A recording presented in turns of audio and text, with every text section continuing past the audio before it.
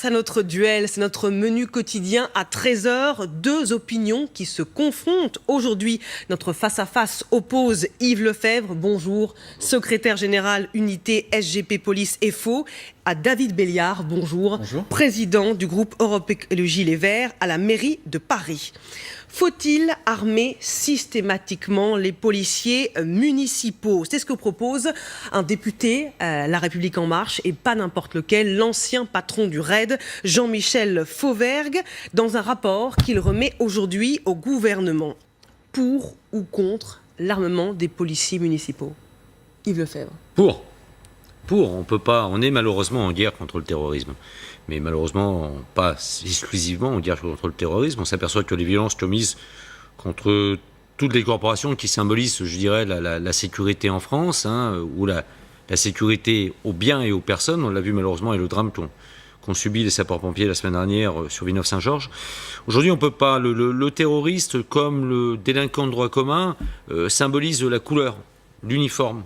Et il ne sait pas si c'est un policier national, voire même accessoirement un gendarme, voire même un policier municipal. On ne peut pas aujourd'hui, quand on veut, je dirais, optimiser les présences sur la voie publique, quand on veut atteindre une complémentarité entre les différents pans de la sécurité publique, on ne peut pas se permettre aujourd'hui d'avoir des policiers municipaux qui ne soient pas armés. Je crois qu'il faut qu'on s'élève, qu'on sorte de ces vieux carcans qui voulaient qu'à une époque, c'est la droite qui armait et la gauche qui ne l'armait pas. Il faut qu'on sorte un peu de ces précarés qui sont, in fine, préjudiciables à la sécurité de mes collègues. Je veux bien t'entendre, ce n'est pas une question de mission.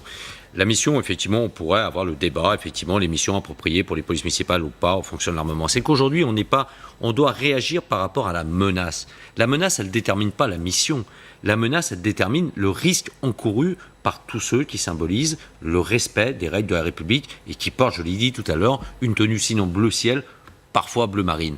C'est le problème, il est là, c'est qu'il faut qu'on réponde aujourd'hui dans un acte terroriste. Le terroriste ne va pas chercher à savoir s'il est en face de lui un policier national, un gendarme ou un policier municipal. Il aura, malheureusement, dans les instructions de Daesh en la matière, de pouvoir frapper le plus de représentants du respect de l'ordre public sur le territoire national. Donc partons de là. Mais monsieur, ne prétendons pas, luttons ensemble, intelligemment, et ça je ne doute pas de votre part que ça puisse se faire, pour effectivement toute l'économie souterraine qui se passe dans les quartiers, les zones de non-droit, où là effectivement il faut lutter contre le trafic des armes.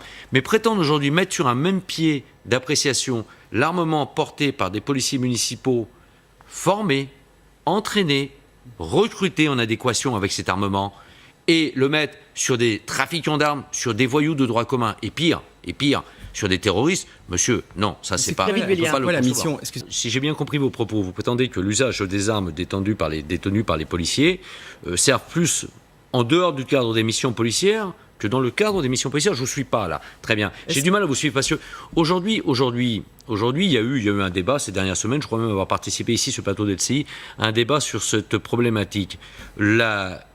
L'usage croissant des armes par les forces de l'ordre.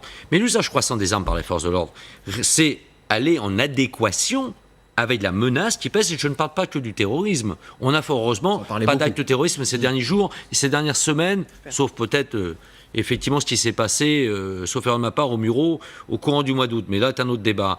Mais aujourd'hui, on a cette violence palpable aujourd'hui. On a en face de nous ce que j'appelle les gens qui sont à l'origine des incivilités, j'en appelle les délinquants de moyenne, petite, moyenne et petite, moyenne. Je dirais même pas la grande importance. Ceux-là, ils ont d'autres règles. Mais ces gens-là n'hésitent pas aujourd'hui, monsieur, à faire usage des armes. Et ce n'est pas avec un bâton télescopique, ni même avec un gaz lacrymogène, que vous neutraliserez des gens qui veulent en découdre et qui veulent tuer du bleu. On a vu plus 54% de tirs enregistrés en 2017. Est-ce que si on donne des armes systématiquement aux policiers municipaux, est-ce que ce chiffre ne risque pas d'exploser avec un risque de dérive? Le chiffre a augmenté. Effectivement, quand on parle de 54%, c'est marquant. Mais il a augmenté pourquoi ?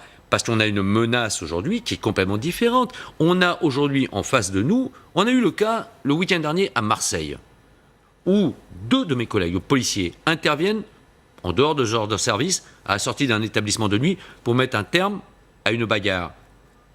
Ils se font tirer dessus à l'issue d'une simple bagarre de voie publique. Donc après avoir décliné bien évidemment leur fonction, leur qualité et fonction. Donc vous voyez, c'est qu'aujourd'hui on a en face de nous une violence du quotidien parle plus de terrorisme, on parle de la violence du quotidien qui aujourd'hui est armée. Et face à ça, les policiers municipaux le traduisent bien, mais il n'y a pas qu'en région parisienne. En termes de moyens. Si les municipalités recrutent aujourd'hui des policiers municipaux, c'est bien pour pallier.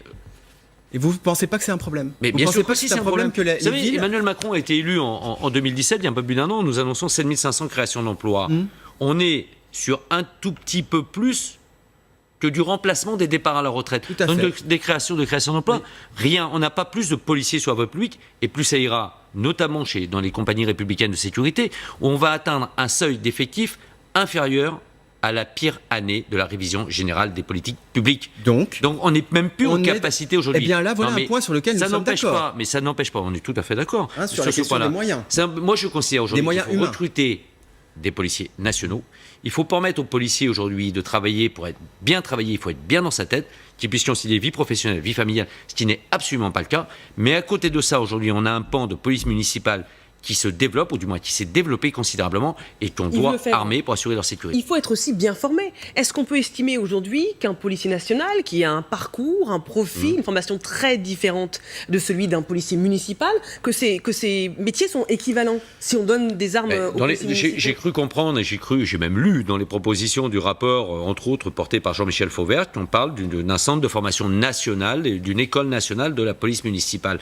Il n'est bien évidemment pas question, on l'a eu connu, mais heureusement c'est assez loin derrière nous maintenant, qu'en fonction des velléités du maire, c'est pour ça que je parlais des vieux carcans politiques, des velléités du maire ou de son ancrage politique, on avait des armes sans aucune autorisation. Et là, donc là, il y aura une formation. Bien sûr, maintenant, il y aura une formation. Il nous reste... on est arrivé vers une professionnalisation véritable de la police municipale. Juste pour terminer, retrouvez toute notre actualité sur videopolice.com, la chaîne YouTube d'Unité SGP Police.